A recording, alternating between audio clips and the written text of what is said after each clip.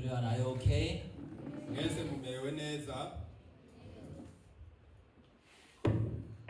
Today, open the Bible. umunsi mwugurure Bibiliya. Genesis chapter 50. Tanguriro kigabane ca 50. From 15 to 21. kuva ku murongo wa 15 gushika ku wa 21. Kirundi, you can read it. Dusome mu Kirundi. Bene se ba Yosefu babonye ko se apfuye baravugana bati kumbure Yosefu azotwanka adusubirize mu nkoko ibihwanye n'ibibi byose twamukoreye. Batuma kuri Yosefu bati data atarapfa yatubariye ati muze mubwire Yosefu ntarakwinginze harira bakuru bawe igicumuro cabo n'icaha cabo kuko bakugiriye nabi nuko none turakwinginze uduharire twebwe abashumba b'Imana ya data igicumuro cacu. Yosefu yumvise amajambo yabo aca ararira, maze bene se batako bariyizira bamwitembagaza imbere baramubwira bati raba turabasavye bawe. Yosefu arababarira ati ntaco mutinya, mbega jewe ndi mu gishingo c'Imana. 20 like this, because another language. Kubwanyu mwagabiye kungirira nabi, ariko Imana yo yagabiye kubizanisha ibyiza kugira ngo bishitse ibiriho muri iyi minsi ikize abantu benshi boye gupfa. Up to 21. Gushika ku 21. Everyone, do you understanding the story of Joseph? Mbe buri wese hano aratahura ibijanye n'inkuru za Yosefu? It's coming.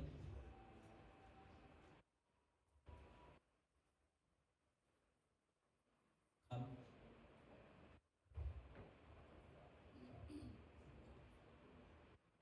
HDMI setting. This morning I want telling you for the story of Joseph. Amusi muri kino gitondo nshaka kubabwira ibijanye n'inkuru ya Yosefu. Do you know Joseph? Murazi Yosefu? Thank you. Murakoze. Good. Ni sawa. I love Joseph also. Leo nanje ndakunda Yosefu. Joseph, shadow of Jesus Christ. Yosefu ni gitutu cha Yesu Kristo. This morning I read Genesis chapter 50 about Joseph already pardoned, Joseph already accept his brother's fault. No munsi rero mu gatondo nasomye kuri kino kigabane ca 50 aho umutima wa Yosefu nawo wemeye abo bavukana. But Joseph's brother thinking about, they believe their own thought. Ariko abene wabo na Yosefu igihe baba bariko bariyumvira bizera ivyiyumviro vyabo. Therefore Bible said when Joseph's brothers saw that their father was dead. Rero nico gituma igihe bene nyina na Yosefu babona se wabo apfuye. Perhaps, you know perhaps? Bavuze ngo kumbure. Perhaps is not true. Kumbure sukuri. Perhaps Joseph will hate us. Ati kumbure Yosefu azotwanga. They actually repay us for all the evil which we did to him. Hanyuma atwihore ibibi byose twamugiriye. People believe what? Abantu bizera iki? Barizera ngo kumbure. Perhaps is his idea. Kumbure bibari ivyumviro vyawe.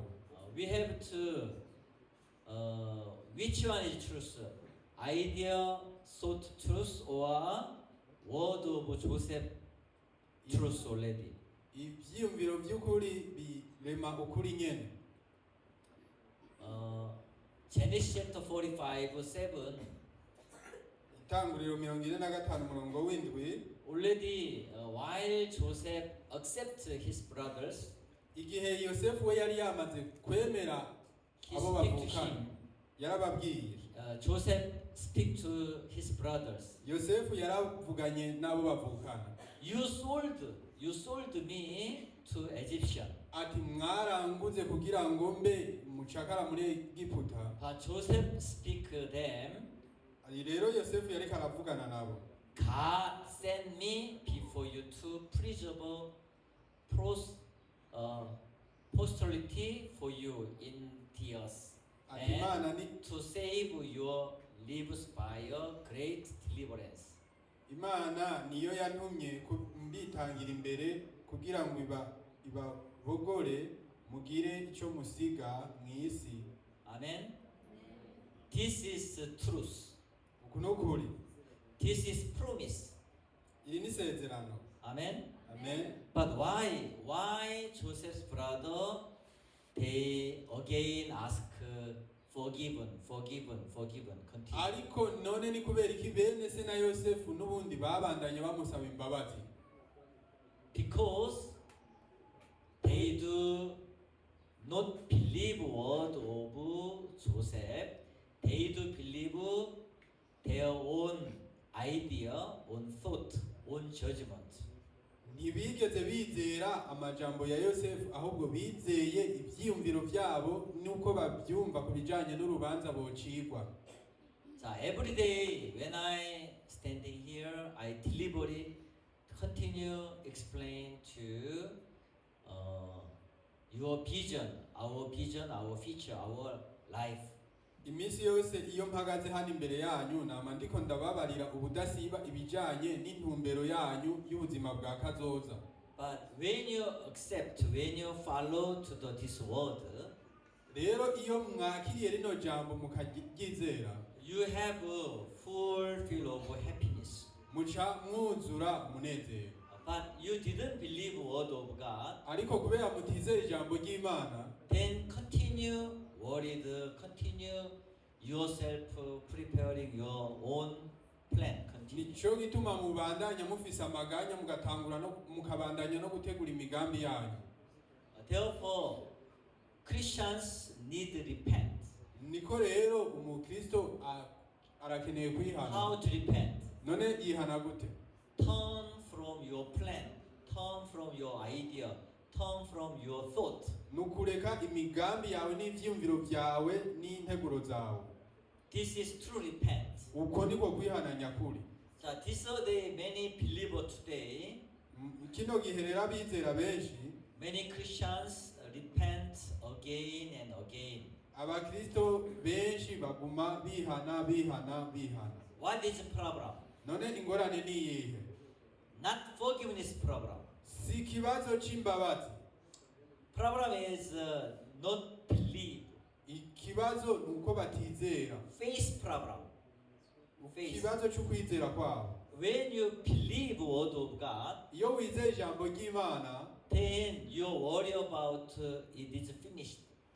amaganya yawe acarangira. God completed forgiveness. Imana yaramaramaje kubijanye n'imbabazi. Therefore, when Jesus died on the cross, last word, it is finished. Nico gituma igihe Yesu yapfa ku musaraba ijambo rya nyuma yavuze ati birarangiye. But most we believe our own thought ideas. Ariko inshuro nyinshi twizera ivyiyumviro vyacu.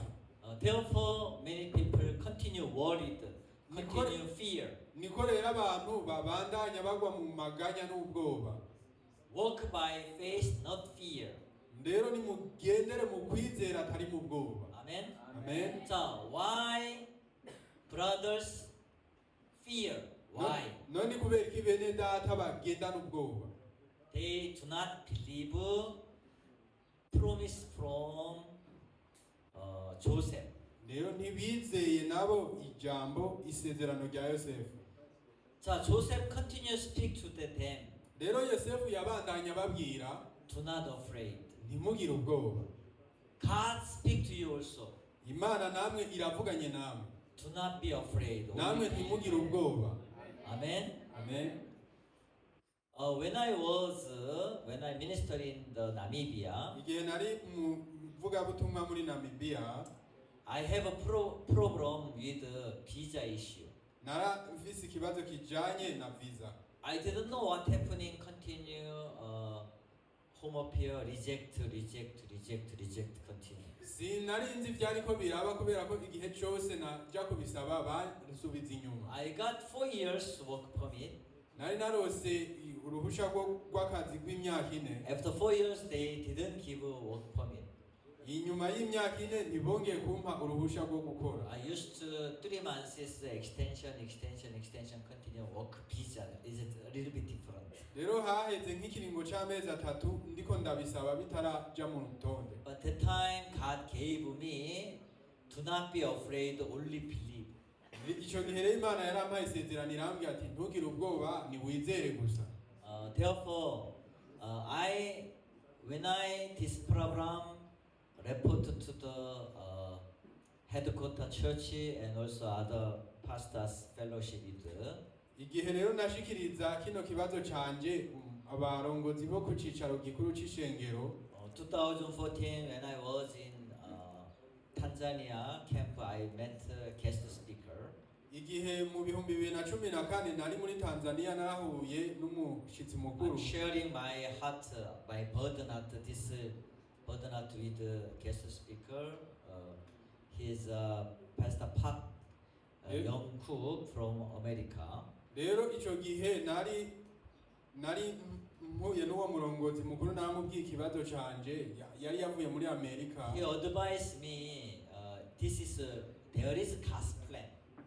Aha rero yarampano yarambwiye ati hari umugambi w'Imana. God allowed difficult situation. Ati rimwe na rimwe Imana irareka ibihe bigoye bikaza. Not for our fault. Atari kubw'ivyumviro vyacu. God needed to guide new direction. Imana ishaka kuturongorera mu merekezo mashasha. Therefore, God allow me move from Namibia to Zambia. Ico gihe rero Imana yaciye imyemerera yuko mva muri Namibia nza muri Zambia. Then I always God is move another way. This is God training me. Rero imisi yose Imana yama iriko iranyigisha kubijanye no kwimuka mva mu kibanza kimwe nja mu kindi. Like Joseph. Cyo kimwe na Yosefu. Joseph do not complain about the situation. Ntiyidodombera ibihe. He didn't complain. He didn't blame to his brothers. Ntiyigeze yidodombera abo bavukana. You know, Joseph speak to his brothers. Murati Yosefu yaravuganye na bene se. Hear the dream. Hear the dream. I have a dream. Ndafise indoto. But ariko Joseph's brother hate. Byatumye abo bavukana bamwanga. You thinking about this morning about that? Mwiyumvire kubijanye n'ibi muri kano gatondo. Church continue explain to you vision as like a dream. Rero ishengero rya Mariko rirabasobanurira ibijanye n'intumbero yayo bimeze nk'indoto kuri mwebwe. None umutima yanyu imeze If you accept then you enjoy together. Hamwe mwoba mwarabyemeye mwonezeranwa navyo. But if you not accept then this is impossible. This is not possible. Just you continue speak your own word. Ariko igihe mutavyizeye muca mutangura kuvuga ngo ntibishoboka mukabandanya mukora ibikorwa byanyu gusa. You not attending. Mutavyitabira. Beginning of Pastor Park's ministry year 1970s. Igihe umwungere Pake yatangura ivugabutumwa hari mu myaka ya za 70. You never experiences negative temperature like cold winter, very very cold. Mwebwe ntimurigera muhura n'imbeho ikabije cyane y'igikonyotsi. In Korea winter very very very cold and very chilly. Muri Korea hariho imbeho nyinshi cyane ku rugero rwo hasi. Therefore most winter time we used to charcoal stove warm. Nk'akarorero rero mu gihe cy'urushana turagerageza kuzibira. Today is very hot, right? No musi harashushe sivyo? You imagine ice, if ice nearby snow here. ariko nimwiyumvire nk'akarero nk'igihe ngaha mwari kuba mukikijwe n'urubura. Never you see what is, but you know snow, but you never see your own your eyes to snow. Murumva icyo bita maneje ariko ntimurabibona n'amaso yanyu. But when very cold time, ariko igihe hakanye cyane, all brothers sisters return their home. abantu benshi boca basubira muhira. Only pastor remain cold chapel. Baca basubira muhira, umwungere gusa niwe yasigara mu ishengero. He kneel down then start pray. Agapfukama hama agatangura gusenga. Lord, Lord, I need money for transport. Ati mwungere mana ndakeneye amafaranga yo kwiyunguruza. Oh Lord, please provide for food. Mwami ndagusabye umpe n'imfungurwa. Oh Lord, we need charcoal for the warm system. Ndetse mwami turakeneye n'amakara kugira ngo dushushe aho tuba. He requests only necessary, daily necessary things. Yama asaba ibintu bikenewe buri munsi gusa. But God lead to his prayer more deep. Imana rero yabandanije yumva amasengesho Oh yiwe. Lord, what kind of people live in South Pacific Island? What kind of people? None n'abantu ki? How people live in Africa? Abantu babayeho gute muri Afrika? We have to send the missionary to Africa. Ati dukwiye kurungika n'abamisiyonari muri Afrika. We have to send the missionary to South Pacific Island. Reka turungike n'abamisiyonari mu kizinga cepfo amajepfo. Holy Spirit guide his prayer, fulfill over by Holy Spirit. Imana mpwemu yera yararongoye amasengesho yiwe yose. He forget for the cold, forget need money, forget situation. Yaribagiye ibijanye nuko yahoze gukenera amafaranga, gukenera gususuruka ndetse n'ibindi bibazo.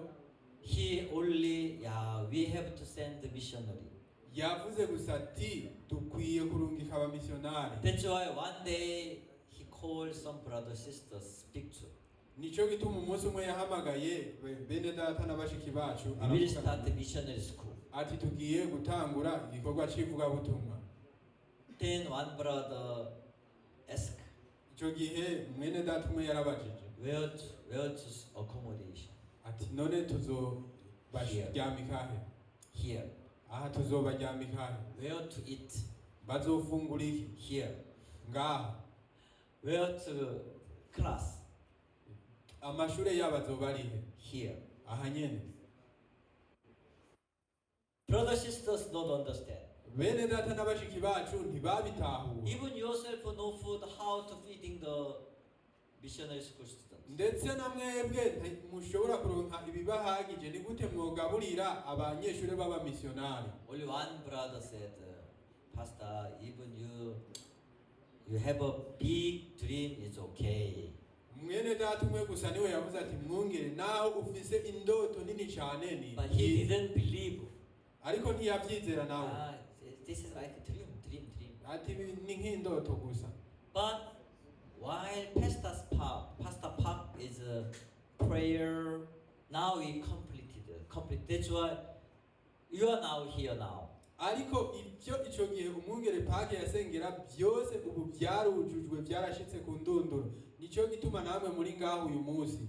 Seems like that time dream. Ico gihe byaboneka nk'indoto. But by faith, we see many churches all over the world. Ariko biciye mu kwizera twarabonye amashengero menshi mu isi yose. Amen. Amen. So that's why today I deliver a message our Good News Mission Burundi Church. Nico gituma uno munsi nateguriye buno butumwa ishengero rya Good News Mission ryacu mu Burundi. I don't know how yourself while you listen to my message, pastor always speak like that. Just come on. Nico gituma ntazi ukuntu mwiyumvira nk'akarero kubijanye n'ubutumwa ntanga muvuga muti umwungere misi yose yamavuga ibintu nk'ibi birasanzwe. So so many time we explain that we can start building building rero construction. ndamaze kuvuga inshuro nyinshi ntiturakwiye turashobora gutangura kubaka. I'm speak to our married brothers. You should find rent, empty rent. Nama ndiko ndavugana na bashiki bacu na bene data nti murondere ikibanza c'ishengero. I don't know how brothers is response in your heart. Sinzi inyishu mutanga mu mitima yanyu. Even myself, when I listened to the pastor's plan long time ago, even I didn't believe. Ndetse na jewe gihe naba ndiko ndumviriza ku bijanye n'imigambi y'abungere mu gihe cyashize kera sinavyizera. When I ministering in Hongcheon Church, one Korea local church. Igihe nari mu ishengero ryo mu gice gitoyi muri Hongcheon. One day in our area, we started Christmas cantata program. Umunsi umwe mu karere kacu twaratanguje ibijanye n'ibirori vya Noheli. In my heart, very burden. Rero ico gihe mu mutima wanje narumva amaganya. Because if Gracious Choir come, I should prepare for food for them. Kubera makaro igihe Gracious Choir yari kuza nategerezwa kubategurira imfungurwa. Everything is my idea, burden. Ibintu byose mu vyumviro vyanje byari mitwaro gusa. But Ariko it's God's work. byari bikorwa vy'Imana. Then in the time is my church very small church. Ico gihe ishengero ryanje ryari rikiri rito cyane. Not enough fundraising for preparing for Gracious Choir. More than 200 members come. How to preparing for them? Ntitwari dufise ibihagije kugira ngo twegeranye ingene twofungurira Gracious Choir. None ni gute twari gufungurira nk'akarorero nk'abantu bashika 200 baje. But this is only my small frame idea. Ariko ako kara gace gatoyi kanje gusa k'ivyumviro vyanje. But God provide everything for. Ariko Imana yarironkeye buri kimwe cyose gikenewe. 자, Joseph's brother worried. Rero na bene se na Yosefu bari bafise amaganya. 자, but Joseph speak to them. Ariko Yosefu arababwira. Do not be afraid. Ati rero nimureke gutinya. I will provide for you and your little ones. Nzobaha icyo kubatunga mwe n'abana banyu. He comforted them and spoke kindly to them. Rero yarabaremesheje avugana umutima w'impuhwe kuri bo. 자, Joseph's brother didn't believe Joseph. Bene se n'ubundi babandanya kutamwizera. Because Joseph's dream, hear the dream. Kubera Yosefu yari yarababwiye indoto yiwe. In the harvest field, your shape bow down to my shape. Ati mu gihe cy'imbura nabonye imiganda inyunamiye. And sun, moon, 11 stars bow down to me. Ndetse n'izuba n'ukwezi n'inyenyeri 11 nazo ziranyunamira. That's why while Joseph became a ruler, like while he became a governor, he ruled country of Egypt. Nico gituma muzi ibijanye n'ingene Yosefu yabaye umurongozi ndetse akaba umurongozi muri Egiputa. Everyone come to Joseph. They begging, please give me food. Abantu bose rero baraje kuri we bamusaba imfungurwa. Among them there is his brothers. Rero muri abo bantu baje harimo nabo bavukana. Amen. Amen. 자, this is my dream also. My dream. Nanje niyo ndoto yanje. When I received salvation first time, igihe nakiraga kiza ubwa mbere, many friends, many family against me. Abantu benshi b'abagenzi ndetse n'umuryango wanje barangwanije. Even still some of people is against me. Ndetse n'ubu hashari habangwanya. But I surely believe you. Ariko ndizera. I speak to you. Ndiko ndababwira. So finally, amaherezo, according to the Joseph's word, people come bow down to Joseph. Bivanye n'ijambo Yosefu yari yaravuze abantu baraje baramwunamira. Amen. Amen. Why? Kubera iki? promise. kubera ryari It isezerano is God's plan. wari umugambi w'Imana. Amen. Amen. 자, when you believe His plan for you, Rero iyo wizeye imigambi yayo kuri wewe, I heard many brothers sisters use secret under the ground work. rero narumvise yuko bene data benshi hano mufise ibikorwa byanyu by'ibanga mu buryo bwimbitse. Continue preparing, go out of Burundi. Mubandanya mufise integuro zo kuja hanze y'igihugu. I speak to you. Narababwiye You can find the hope in here. murashobora kuronka ivyizigiro ngaha. Amen. Amen. Do not work under the ground, please. Rero ntimubandanye mukorera mu kinyegero. There is hope in this country. Hariho ivyizigiro muri kino gihugu. But your mind, abe. Ariko ivyumviro byanyu No, oya, salary, no. nta mushahara ukwiye uhari. You can find your own business. Genda utanguze urudandazwa You can rwawe. find good business even. Genda urashobora kuronka urudandazwa rwiza hano mu Burundi. There is. Rurahari. But your idea, no. Ariko ivyumviro byanyu bivuga ngo oya, No money, no dollar. nta mahera ahari, nta madolari I ahari. have to go out. Rero nkwiye kuja hanze y'igihugu. This is your idea, Ivyo ivyumviro byanyu. isn't it? Sivyo? But church explained to you, Ariko ishengero rirabasobanurira ko there is a find hope here. hariho aho ushobora gukura ivyizigiro hano. Then you can find here. Rero urashobora kubironka hano. I'm speaking to you, Ndababwira, abandon to sea turn to you. narababwiye yuko ibitayega byo mu biyaga The voice of bizoza, Gentile come to you. ubutunzi bw'abanyamahanga buzoza kuri mwebwe. Amen. Amen. So you continue remind. Bandanya muvyibuke. So why Joseph brother come, please pardon, please forgive me. None ni kubera iki bene se na Yosefu baje ngo tubabarire? Here is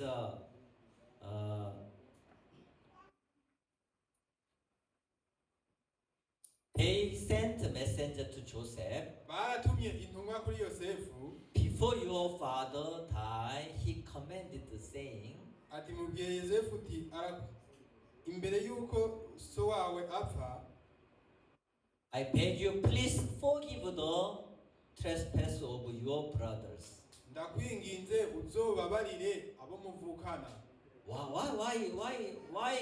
Why brothers speak about that? None ni kubera iki abo bene se bavuze nk'uko?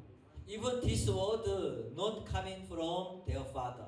Ndetse n'iri jambo ntiryari ryavuye mu kanwa ka se. You understand? Murabitahura? Do you understand? Murabitahura? So this word coming from their own thought idea, Iri jambo gusa ryari rivuye mu vyiyumviro byabo byonyene. isn't it? Sivyo? This is not true. Ntikwari ukuri. This word coming from their idea own thought. Ariko rino jambo gusa ryavuye mu nteguro n'ivyumviro byabo gusa. They did evil to you. They know the brothers evil to Joseph. Bari babizi ko bakoreye ibibi mwene nyina. Now please forgive the trespass of the servant of the God of your father. And Ubu rero nuharire ibicumuro ukugabitanya kw'abasavyi b'Imana ya data. Bible said, and Joseph wept when they spoke to him. Joseph, Yosefu yumvise ivyo amajambo yabo acararira. he wept. Why? Yarize. Why Joseph cried? None kubera iki Yosefu yarize? So Joseph already pardoned. Kubera Yosefu yari yamaze kubaharira kera. Joseph idea, not you, it's God. Yosefu yari yavuze ati si mwebwe ariko n'Imana yabitumye. Amen. Amen. So every situation you met, Ibihe byose mwahuye navyo, people start to blame.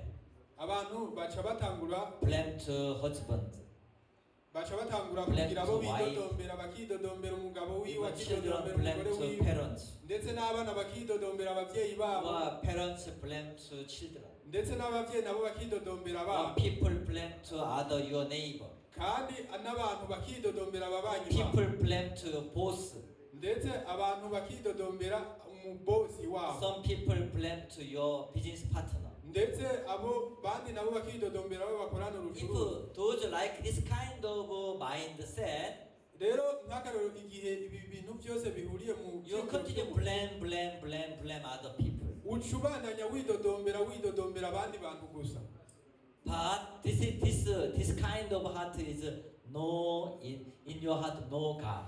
ariko ubu bwoko bw'ibyiyumviro nk'ubu busobanura ngo mu mutima wawe nta mana iriyo Do you understand? murabitahura Do you understand? murabitahura That's why when you recognize yourself, nicyo gituma igihe uzokwimenya it is God.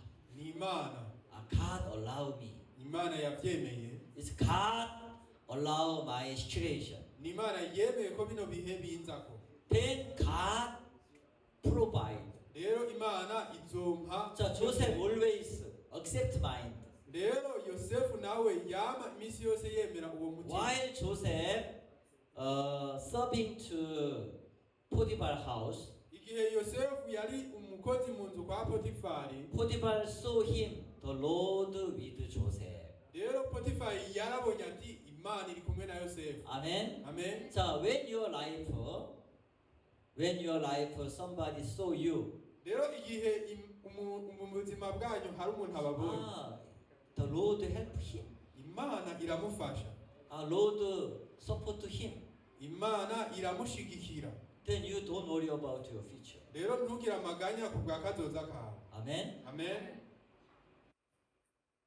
While we started the missionary work, the church ministry work in Kenya first, igihe twatangura ibijyanye no kubaka ishengero muri kenya ubwa mbere you know, most other country missionary come to Africa with dollar. murazi abandi bamisiyonari bavuye mu yandi mahanga kenshi baza muri afurika bafise amafaranga y'amadolari That's why most people thought foreigner they have money. nicyo gituma abantu benshi bazi ngo abanyamahanga They bafise come amafaranga. together. They come. They expect something money. baca baza begera kubera ko baba biteze amahera But our good news mission not like this, ariko ishengero ryacu rya good news mission si uko bimeze isn't it? sibyo You experience our good news mission. Missionary not bring to money to our church, isn't it? uramaze kubona yuko mu ishengero ryacu rya good news mission ataba misiyonari bazana amahera sibyo Am I right? ndabeshe No one expect Pastor Home give some money to me, nta n'umwe yiteza tumwongereho azompa amahera isn't it? sibyo No one expect me from Pastor bring to dollar for me. nta n'umwe muri mwebwe anyiteze ko ngo pasiteri yaranzaniye amahera Am I right? ndabeshe Yes. nibyo True. ni ukuri Even I'm training you, you bring money to me. ahubwo ubu ndiko ndabigisha namwe munzanire amahera Hallelujah. haleluya Last week I repaired something, mu ndwi heze hari ikintu nakoze but I expect I prepare for money but short. nari nateguye amahera ariko makeyi But other money is somebody help. ariko hari uwundi muntu yamfashije Burundian church member help me. ni umunyeshengero umwe wo mu ishengero mu Burundi Then yampaye I received hama ndakira with a thankful heart. n'umutima ushima Amen. amen Please continue to. rero mubandanye munshigikira Hallelujah. haleluya Then God bless you. imana ico gizobahezagira I always speak to you. My name Mugisha. narababwiye nti izina ryanje ni mugisha You invite Mugisha, then you receive Mugisha. mubandanye mutumira mugisha hama muronke umugisha Hallelujah. haleluya Amen. amen Yes, Joseph rero yosefu already pardoned, already yari accepted. yaramaze kubaharira Joseph not blamed to his brothers. yosefu ntiyari acidodombera bene se Joseph accepted not brothers, right? yosefu yari yemeye bene God, ntiyavuga ati God yavuga ati sent sibo me. ariko ni imana yandungije God sent me preserve your preserve our family. ati Imana yandungitse hano kugira nze mbabere kirokora. What is different to Joseph and Joseph's brother? None itandukaniro ririhe hagati ya Yosefu n'abo bavukana? Joseph, there is dream. Muri Yosefu harimo indoto. Another means Joseph has a gospel. Bisobanura ngo Yosefu yari afise But Joseph's brother, they didn't have this promise. ariko bene se na Yosefu ntibari bafise rino sezerano. That's why they bring to their own their thought idea. Nico gituma bazanye ivyiyumviro vyabo. In your heart, no future, no vision, no hope, no promise of God. Mu mitima yanyu nta ntumbero nta sezerano ry'Imana ririyo. You bring your own plan. You bring your own idea, your own thought. Uca utangura kuzana integuro zawe n'ivyiyumviro vyawe gusa. Amen. Amen. That's why we have to discovering our heart. Nico gituma ari ngirakamaro kubanza kubura imitima yacu. Yeah, we have to repent. Dukwiye kwihana. Turn from our own thought idea. Tugahindukira ku bijanye n'ivyiyumviro vyacu.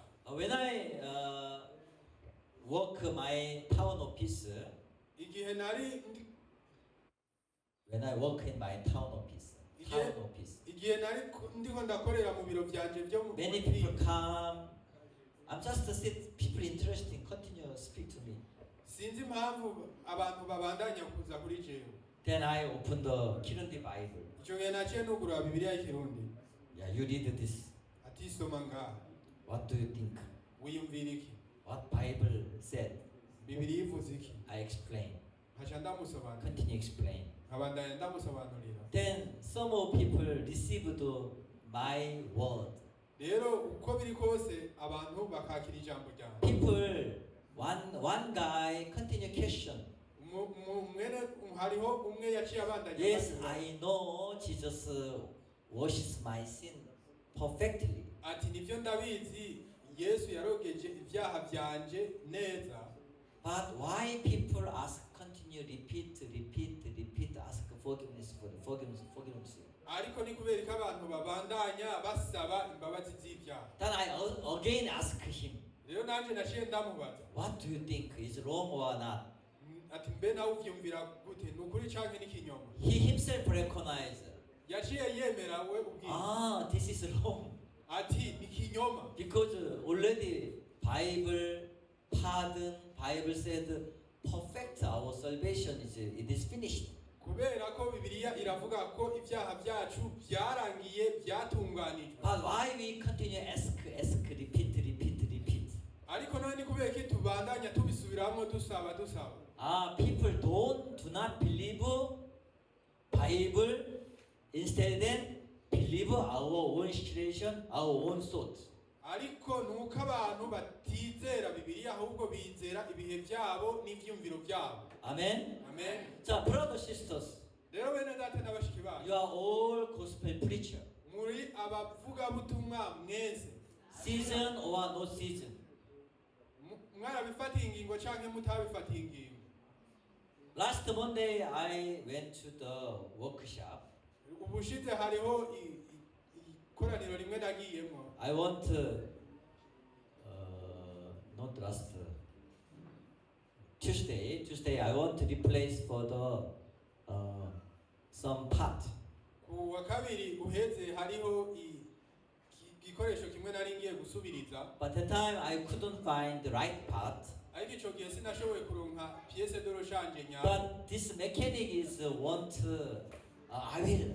I will find, I will help you. Ariko uyu mekanisye we yaguma avuga ati nzokironka nzogufasha. Okay, let's go to the part shop. Rero reka tugende muri magaze. I need a translator. Man ari nkeneye umusobanuzi. That's why I call one brother. Nico gituma nahamagaye mwene data umwe. Then when I driving, Murazi igihe mba niko ndatwara imodoka. they do nothing. Ntibambona. I ordered to brother preach the gospel with the Kirundi language. Naciye ntegeka uwo mwene data nti niwigishe ubutumwa bwiza. Because this mechanic can't speak English. Kubera uyu mekanisye ntiyashobora kuvuga icyongereza. That's why this brother explained. Nicyo gituma uyu mwene data yamusobanuriye. Even on the road. Ndetse no ku ruhande rw'ibarabara. So when you have time, when you meet business, even travel next seat to one another, you can speak to people. Rero nicyo gituma igihe cyose muhuye n'abantu haba mu kazi kanyu canke ku rugendo muri ko muragenda mubangabanganywe Then Holy Spirit help you. Icyo gihe mpwemu yera azobafasha. Amen. Amen. Even office same. Ndetse no mu biro nicyo kimwe. When I sit my office, I'm not whole day in my office. Igihe nicaye mu biro byanje simpamagara abo mu biro bose. Just a certain meeting, few times sit, then people come. I'm start fellowship. Hari abantu bamwe duhura icyo gihe nca ntangura kuganira nabo. Then I explain to the heart of God. Icyo gihe nkabasobanura ibijyanye n'umutima w'Imana. The heart of God already pardoned.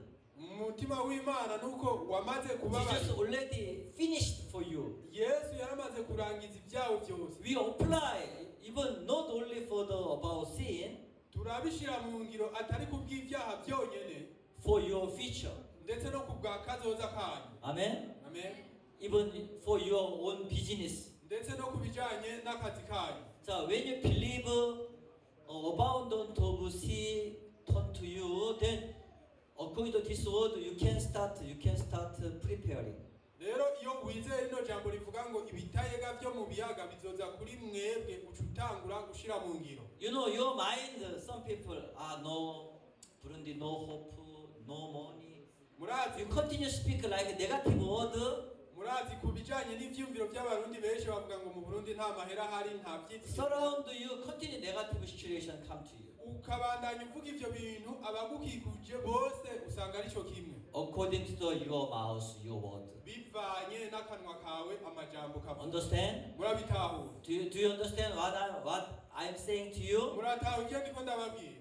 That's why you denied your surround situation. You speak to word by God. Nico gituma ukwiye kwanka ibigukikuje hanyuma ukavuga ibijanye n'ijambo wasizwemo n'Imana. Sisters understand?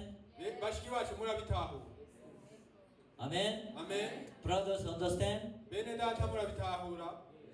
That's why do not speak according to your own judgment. Nico gituma utakwiye kuvuga ibijanye n'imanza za buca. You have to practice, speak according to the word of God. Bandanya wimenyereza kuvuga ibijanye n'ijambo ry'Imana. I'm training my wife. Sometimes she complain, no money. Do not say no money. Nanje ndiko ndigisha kubijanye n'umufasha wanje kenshi aravuga ati I'm fought with her so many times. Reka kuvuga ko atamahera hari rero twaba turiko turaharira kenshi. Amen. Amen. When she complain, I change word. Igihe yidodombye ca ndabihindura mwijambo. If you complain, you meet this complaint around your life. Igihe widodombye ucuhura n'ivyo bintu widodombira mu buzima bwawe. Am I right? Ndabesha. That's why we need to change mouth first. Nico gituma dutegerezwa guhindura akanwa bwa mbere. According to the number verse 14:28. Numbers 14:28. Bivanye na rya jambo ryo muri guharura ikigabane ca 14 umurongo wa 28. Says the Lord, whatever when you speak, when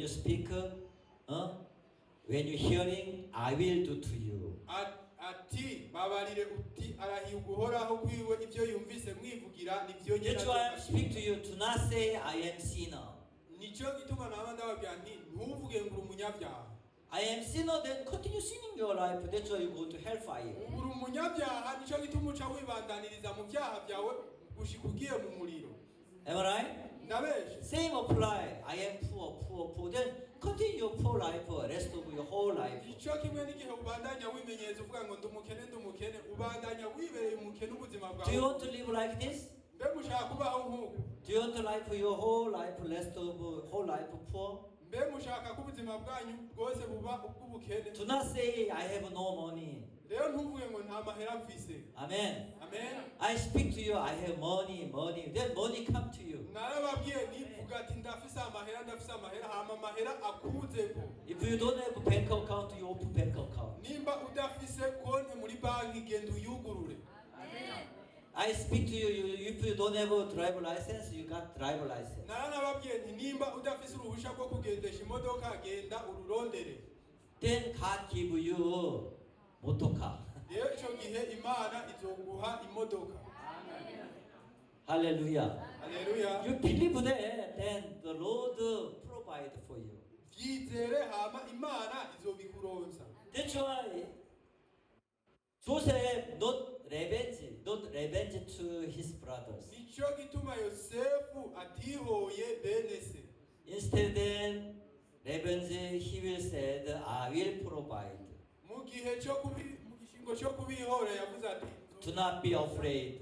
ntimugire ubwoba I will provide for you. nzobaha icyo mukeneye. How wonderful. Amen. Follow me. I will provide. munkurikire. 배터리? 가서 배터리 가져와. 우리 서랍에 있어. Okay. I will provide for you. nzobaha ibyo kubatunga. 찾아보면 있어. 찾아보면. I will provide for you. nzobaha ibyo kubatunga. 아멘. Amen. I will provide for you. nzobaha ibyo kubatunga. 할렐루야. 할렐루야. 자, 조셉 speak his brothers. rero Yosefu yabibwiye bene se. I will provide for you. ati nzobaha ibyo kubatunga. 아멘. 자, 원하는 God will provide for you. mu yandi majambo Imana izobaha ibyo kubatunga. When I need aeroplane ticket, igihe nkeneye itike y'indege. you know aeroplane ticket is big money. murazi ibijyanye n'itike y'indege aba ari amafaranga menshi. Then always God, I open the Bible. rero minsi yose ndugurura Bibiliya. The Lord will provide for Himself. Imana niyo iri bwironkere ikimazi. Hallelujah. Haleluya. Amen. Amen. Lord will provide for Himself. Imana niyo iri bwironkere ikimazi. Then I used to this scripture. rero nca nkoresha kino cyanditswe. One day I visited to America. umunsi umwe narafashe urugendo muri Amerika. I think it was 2019, I think 19 or 18. nibaza ko hari nko mu bihumbi 2018 cyangwa 2019. That time we doing all missionary, we meeting at the Missouri, Springfield, Missouri. We have we bought campus. rero icyo gihe hariho ahantu hitwa Migori twariko turategura kubaka campus. Then I speak to my brother in New York. rero naravuganye na bene data muri New York. Brother, I will come every year to America. ati rero bene data buri mwaka ngiye kuzohora nza muri Amerika. Then after that, every year I'll travel. I'll visit America. rero kuva icyo gihe buri mwaka ndajayo. I'm just plan and sent him. ndategura hama nkarungika. He paid for my ticket. bagaca bandihira itike. Continue. iminsi yose. The part said, because I invite him to Africa, I invite my house. rero nanjye narabatumiye muri Afurika umunsi umwe. He said that you should come better. He said he live in New York now. ubu aba in New York. He's businessman. ni umudandaza. He's very busy for everyday work. rero aba afatiriwe n'urutonde rwa buri munsi. Then when you come to America, I will provide for your ticket. rero yambwiye ati igihe uzoza muri Amerika nije nzokurihira This is itike. promise for me. iryo ni isezerano kuri jewe. That's why when I travel, I check my schedule. I sent him. rero nico gituma igihe mfata ingendo narasuzumye urutonde rwanje Then hamwe it is okay because if he don't have money, how can I support me?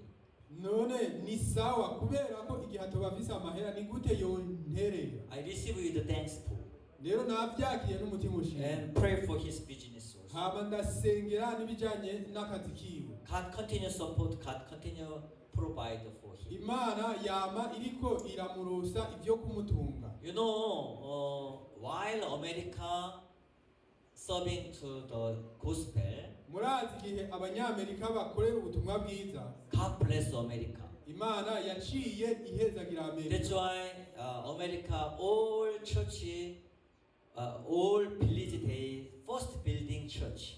Nico gituma muri Amerika mu vyaro byose babanje kubaka Very center of village, always church. mu cicaro gikuru hagati mu gace babanza kubaka ishengero. Then you bring to the battery. So immediately, while translate you can change. So while built the very center their church. Amen. Very center their church. Very center their church. Muri buri gace ku cicaro haba hari ishengero. And therefore there is church road everywhere. Rero kandi ico gihe haba hariho n'ibarabara rija ku ishengero. That's why God bless America. Nico gituma Imana yahezagiye Amerika. You heard it? Song is God bless America. Do you know this song? Muramaze kumva indirimbo ivuga ngo Imana yahezagiye Amerika. That's why when God bless, Nico gituma igihe Imana ihezagiye, then America, while America serving to church, nico gituma abanyamerika continue blessing. bakoreye ishengero cyane, Imana yarabahezagiye. Amen. So when America people dispatched the missionary all over the world, Nico gituma abanyamerika barungitse abamisiyonari mu isi hose. then God bless America continue. Ico gihe Imana yaciye Then later they built a school. mu nyuma barubatse amashure, And last they built their hometown. hama mu nyuma baciye batangura kubaka ibisagara byabo. Amen. Amen. Same as like our church, our Good News Mission Church also same. Cyo kimwe n'ishengero ryacu rya Good News Mission nico kimwe. Our church also built a church first. Ishengero ryacu ubwa mbere twubatse ishengero. Amen. Amen. Second is education. Ama icya kabiri duca tuja mu bijanye n'indero.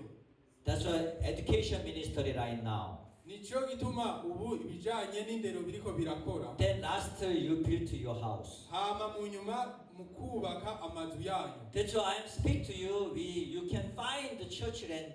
Nico gituma nama ndiko ndababwira ati ni murondere ikibanza c'ishengero. I'm serious. Please, brothers, you can find then. God bless you also. Kandi ndashimitse bene data n'abashiki bacu ni mukirondere, Imana izobahezagira. Elder, amen. Amen. Elder Oscar, more loud voice, amen. Mutama Oscari vuga n'ijwi rirenga uti amen. You can find the road. You can find the land, please. Turonke ico kibanza ndabasavye. The Bible said, I will provide. Bibiliya ivuga ngo nzoba ivyo kubatunga. I will provide for your little one and yours. Nzobaha ivyo kubatunga mwe n'imiryango yanyu. This is Joseph speak to. Ibi nivyo Yosefu yavuze. Same is the Lord, the Bible speak to you. Cyo kimwe n'uku niko Imana ibabwira muri You know, Bibiliya. Bible is not only story. Bible is not only storytelling. Murabizi Bibiliya si inkuru isanzwe. This is our guidance. Ibu n'uburongozi bw'Imana kuri twebwe. I'm telling you about navigation. Ndiko ndababwira ku bijanye For example, when I driving from here to Ungoji, ndiko ndababwira ku bijyanye n'ingendo nk'akarero igihe mva ngaha nje Ngozi. I don't know, but Google show two roads. Sinzi impamvu ariko Google yaminyereka amabarabara abiri. The one is like passing through Chibitoke coming, but when I check, this road is not passing the vehicle. rimwe mpora mbona rica mu Cibitoke hama rikazunguruka ariko iyo nsuzumye nsanga Even from here to Gitega, there are two way. cyo kimwe n'Igitega hari inzira zibiri. One road is 2 hours something, one road is 2 hours 30. Ibarabara rimwe ni masaha abiri n'iminota itandatu, irindi na masaha abiri n'iminota 40. You understand? So, like this Bible seems like navigation to our life. Nico kimwe n'iyi Bibiliya ni nk'ibijanye n'amerekezo y'ubuzima bwacu. Amen. Amen. Therefore, when you reading Bible, Rero igihe usoma Bibiliya, when you listening to the word of God, igihe wumva ijambo ry'Imana, you accept this one is my like plan. byemere nk'aho ari umugambi wawe. God will guide you according to these plans. Imana izokurongora bivanye n'uno mugambi nyene. Amen. Amen. So, when I reading Bible, Igihe nsoma Bibiliya, especially Exodus chapter 19, verse 5 of Bible said, all the earth is mine. I read it. I continue, remind. cyane cyane igihe nsoma mu kuvayo ikigabane ca 19:5 havuga ngo ibitayega byo mu biyaga byose bizoza kuri wewe. If I speak continue like this kind of word, igihe nobandanya mvuga ijambo nk'iri, my wife is continue tackle. Do not say. You only work in Zambia. You only work in Burundi. Not work all over the world. Mufasha wanje ashambwiye ati reka kubandanya mvuga ivyo bintu, wewe wakoreye muri Zambia gusa no muri Namibia, ntiwakoreye mu isi yose. But God continue lead my steps. Ariko Imana ibandanya irongora intambuko zanjye. I'm not satisfied only one country. Simpimbawe n'ibijanye n'igihugu kimwe gusa. Amen. Amen. I'm not only satisfied only Burundi mission. Simpimbawe ni vuga butumwa mu Burundi gusa. That's why God already passing. I was Namibia, Zambia, Burundi. Nico gituma Imana yagumye incisha heshi muri Zambia, muri Namibia, mu Burundi. Only 30 minutes next there is Congo.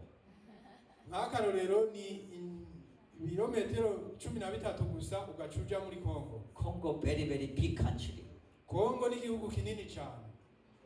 We have to eat in Congo. Dukwiye gufungura n'ivyo muri Congo. Amen. Amen.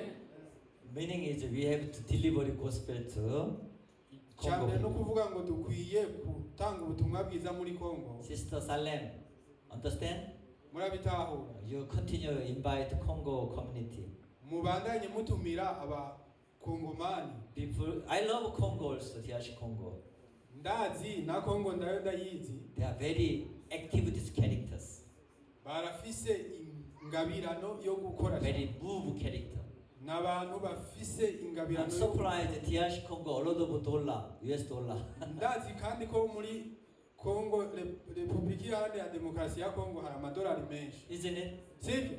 Sindio? Sivyo? Then DRC Congo dollar bring to Burundi. Rero amadolari yo muri Republika Iharanira Demokarasi ya Congo muyazane mu Burundi naho. Amen. Amen.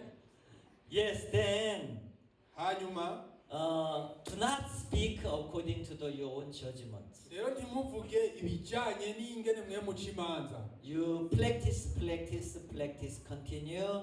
Mubandanye mwimenyereza. Speak according to the promise of God. Muvuga ibijanye n'isezerano ry'Imana. That's why myself, all the earth is mine. Nico gituma naje ubwanje mvuga nti Republika Iharanira Demokarasi Therefore, ya I Congo plan to, when I travel to America, narateguye yuko igihe nzoja muri Amerika, not only America, atari muri Amerika gusa, via like stopover even Brussels, Brussels there is ndetse ni Bruxelles mu Bubirigi our brothers sisters also. hariyo bene data n'abashiki bacu naho Like your wife stay in Brussels, right? nkare umufasha wawe ari i Bruxelles Fellowship. We need a fellowship also. turakeneye kuganira nabo Even come back passing through Dubai ndetse nzogaruka nce or Canada. canke muri Canada. I'm surprised many people link even Canada, Dubai, even the Belgium. ndatangara cyane nk'akarero iyo mbonye abantu benshi bo muri Canada bafatanye n'abari i Dubai ndetse no mu Bubirigi Because God speak to me, all the earth is mine. kubera ko Imana yavuze ati isi yose ni yanje. Amen. Amen. That's why I started doing diaspora fellowship also. Nicyo gituma natanguye bino biganiro hagati y'abarundi bakorera But you brothers sisters do not secret under the groundwork go out. rero bene data ntimukorerere mu kinyegero ibijyanye no kugenda hanze. Even okay, you can prepare for go out, study, then come back must be. Ni byiza mbere urashobora no gutegura ukagenda hanze ukiga hanyuma ukagaruka. This is okay. Ni sawa. Then you should work for Burundi. Hama ugakorera Uburundi. Even diaspora group brothers sisters, ndetse no muri uwo mugwi w'abarundi bakorera they hanze must work for Burundi. bategetswe gukorera Uburundi. Even they for work, study, or other business stayed out of country. naho bari hanze kubw'akazi canke kwiga canke ibindi bikorwa. But I speak to them, ariko work for narababwiye Burundi. nimukorere Uburundi Even we raise up Burundi economy. hanyuma tuduze ubutunzi We bw'Uburundi have to development Burundi environment. hama duteze n'imbere ibijanye n'ikirere cyo mu Burundi. Amen. Amen. Then I hope this is my dream. I speak to you. rero nizera ko yari indoto yanje ndiko ndayibabwira. I have a dream. ndafise indoto It's like Joseph. nka Yosefu But Joseph's brother hate him. ariko bene se na Yosefu baramwanga. Same. When you listen to the same, when you sit here, when you listen to my message, rero igihe wicaye hano ukaba uri kurumviriza ubutumwa ntanga when you accept, then this is became yours. igihe uvyakiriye bica bicika But if you ibyawe. ignorant, pastor always like this, then benshi baravyirengagiza ngo mwungere ntuvuge you ngo not receive benefit. ntimuriko muravyakira. Amen. Sivyo? But God said, I will provide for you. ariko Imana yaravuze ngo nzobaha The ibyo Lord kubaha. to provide for what do you need? atari kuba baha gusa ariko kubaha ibyo mukeneye. Amen. Amen. Then you ask Lord God. hama mubisabe Imana. So Matthew chapter 7 Bible said, muri Matayo ikigabane c'indwi havuga ngo ask, ask, nsaba seek, urondera knock. mudodore. Amen. Amen. Then you can find, you can receive, you can hama this, muzokugururirwa muzohabwa. this promise. iryo n'isezerano. When I was in Zambia, igihe nari muri Zambia we don't have a good connection with the government. ntitwari dufise gukorana neza hagati yacu na leta. But one day God gave this promise. ariko umunsi umwe Imana yaduhaye rino sezerano. Ask, seek, knock. saba dodora. That's why we continue ask, we Nico continue gituma knock. twabandanije We continue seek. saba tudodora turondera. You know what happening? murazi icabaye 2015, one minister attended IYF camp in Korea. muri 2015 hari umushikiranganji umwe yitabiriye IYF muri Korea. He started very moved and very open. rero ico gihe yari yugurutse cyane. Then he reported his activities in Korea to president. rero ico gihe yaciye avuga ibijanye n'ivyo yabonye muri Korea abibwira umukuru w'igihugu. That's why Zambia government decided to provide 44-acre land. nico gituma leta ya Zambia yaciye ihitamwo kuduha amahegitari 47. That's why 2016 March we opened we doing groundbreaking ceremony with the president. nico gituma mu 2016 twaciye twugurura ibijanye no kubaka hasi. Where before my ministry in Zambia, Chilanga. Before I came here, I was in Zambia, same area, Chilanga. Nico gituma imbere yuko nza ngaha nahoze aho muri ico kibanza nyene muri Zambia aho The time, no way. Ico gihe nta nzira yari ihari, It was bushy area, bushy. ryari shamba. But we starting with Zambia National Service, then they make a road. Nico gituma leta ya Zambia baciye batangura kudushiraho amabarabara. We built a big building, IYF Youth Resource Center. Twaciye twubaka igorofa niniya ya IYF. That's why when I became in charge of, when I became a director of this building, Nico gituma igihe nari umuyobozi w'ivyo bijanye n'inyubako. then I am searching what our founder delivery message about IYF Center. Nico gituma navuze nti mbe n'ubutumwa ki wafonze IYF yatanze kubijanye nari no Founder speak to the people, Zambia people. wafonze IYF yabwiye abantu bo muri Zambia ati When people come to here, sleep with happiness, ati igihe abantu bagiye kuryama murarane umunezero and wake up with hope. hama muvyukane ivyizigiro. Therefore, when I stay in Chilanga, Zambia, Nico gituma rero igihe naba muri Chilanga muri Zambia I continue to speak the same word. nabandanije mvuga iyo jambo nyene. You come here with happiness heart. Muze hano n'umutima unezerewe When you wake up with hope. hama muvyukane ivyizigiro. But this is not only Zambia. Ariko ibisi muri Zambia gusa. That's why God choose me, sent Burundi. Ariko nico gituma Imana yandungitse no mu Burundi. Time to construction. Ni gihe cyo kubaka. I already visited many construction sites here. Ndamaze kugendera ibibanza byinshi biriko birubakamwo hano.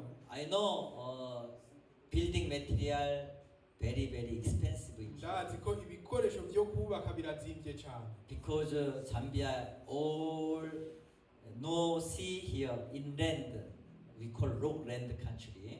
Tuvuga yuko hano ari gihugu kiri enclave. Everything imported by nearby country, Kenya or Tanzania, we import. Nico gituma buri bintu byose bishika hano biciye mu bindi bihugu muri Kenya, muri Tanzania. But I saw many places there is a construction site. Ariko narabonye hano hariho ibibanza byinshi biriko birubakwa. Then I advise to you, our brothers sisters, if you have interesting, you can start the construction business better also. Nico gituma navuganye na bene data n'abashiki bacu hano na mwebwe nimba mubyitayeho. Even mukore ibijanye construction no site. kubaka amazu. Construction site is a big market. Ndetse ibijanye no kubaka navyo ni isoko yagutse. Very good, yourself benefit even. Ni vyiza kandi namwe byobazanira inyungu nini. That's why I'm telling you, our church time to building chapel. Nico gituma ndababwira nti ishengero ryacu ni gihe cyo kubaka. Everyone say, Buri wese navuge. Amen. Amen. So one more time. So our church ready to time to construction. Ishengero ryacu ryitegurire kubaka. Bible says, I will provide for you. Bibiliya yaravuze ngo nzubaha ibyo kubatunga. Then you believe, the Lord already provide. The Lord already give me money because through your hand. Do not expect Korea, please, right? We not Korea not. I don't know about individual help, but we not request officially. Hama mwizere muvuge muti Imana yaramaze kubiduha gusa ntimwizere ibivuye muri Korea kiretse uwotanga ku giti ciwe ntavyo turasaba. Amen. Amen. Burundi enough money. Mu Burundi hari amafaranga akwiye. A lot of money in Burundi. Amahera menshi arahari ngaho. Hallelujah. Haleluya. You ask, seek, knock. musabe, murondere, mudodore. Follow me. Ask, Saba, seek, rondera, knock. mudodore. Then you can find it. Ico gihe muzobigwako. One more time. Ask, Kandi musabe, seek, murondere, knock. mudodore. Amen. Amen. Then you can receive it. Hama muzobihabwa. Amen. Amen. 자, one more time. Ask, iyindi nshuro imwe seek, murondere knock. mudodore Then you can find, you can receive it. muzobihabwa muzobironka If you need money, nimba mukeneye amafaranga ask, seek. muyasabe muyarondere mudodore If you need a job, nimba mukeneye akazi ask, seek, knock. musabe mudodore murondere If you need a better salary, ask, seek, knock. nimba mukeneye umushahara umeze neza musabe murondere If you need a better condition house, seek, ask, seek, knock. nimba mukeneye inzu irimo akayaga keza mubisabe mudodore murondere Hallelujah. haleluya Then you will receive it. ico gihe muzobironka You will find it. ico gihe muzobironka This is your choice. ayo n'amahitamo yanyu Because Bible said already, God sent me before you to preserve prosperity for you in the earth and to save your lives by a great deliverance. kubera ko bibiliya yamaze kuvuga ngo imana niyo yatumye mbitangira imbere kugira ngo ibabogore mugire ico musiga mu isi ibarokoze agakiza gakomeye Amen. So return to word. This is repent. rero mugaruke ku ijambo uko niko kwihana Forsake your own plan, your own idea. muhebe ivyiyumviro byanyu n'imigambi yanyu People believe themselves, then repent again. When people believe themselves, then igihe abantu biyizigira ubwabo bama bariko bihana then same like most people repent again. Our life, if you see your own environment, your own judgment, then you speak your own. This is wrong. nk'uko abantu baguma bihana nk'akarero igihe muravye ibibakikuje hama mukavuga ibihe byanyu ivyo ni kinyoma Amen. amen This morning up to here, uno munsi mu gatondo reka turangirize hano let us pray. dusenge Heavenly Father, thank you, God, allowed this morning service, God, lead to our brothers, sisters, vision and hope and faith.